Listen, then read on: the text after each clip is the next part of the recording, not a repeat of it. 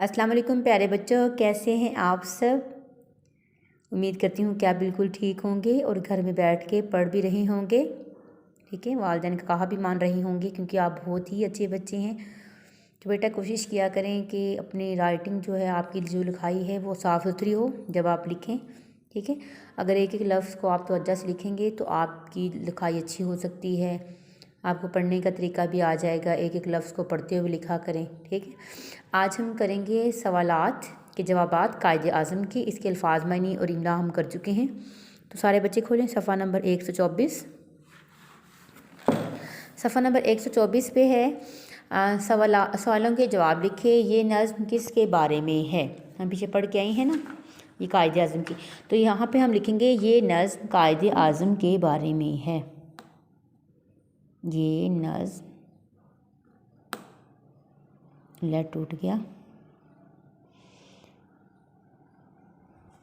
ये नज़्म कायदे आज़म के बारे में है। ठीक है, आगे है हमारे मुल्क के परचम पर क्या बना हुआ है। तो सबको पता है हमारे मुल्क के परचम पे क्या बना हुआ है, ये देखें, चांद और तारा।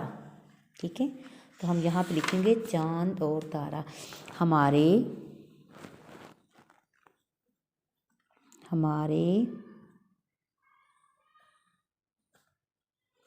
मुल्क के परचम पर चांद और तारा बना हुआ है। ठीक है, आगे लास्ट वाला सवाल है सारी कौम कायदे आज़म को क्या कहती है।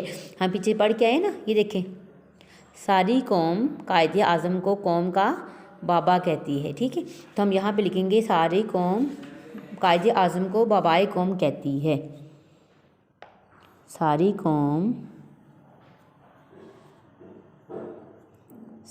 कौम कायदे आज़म को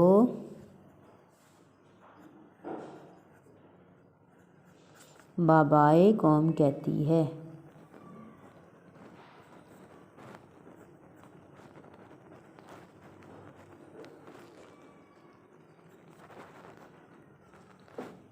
तो ये है बेटा आज का आपका सबक। ठीक है, इसको आप अपनी किताब पे लिखेंगे और उसके बाद रफ़ रजिस्टर पे इसकी आपने प्रैक्टिस करनी है। ठीक है बेटा, अपना ख्याल रखें। अल्लाह हाफिज़।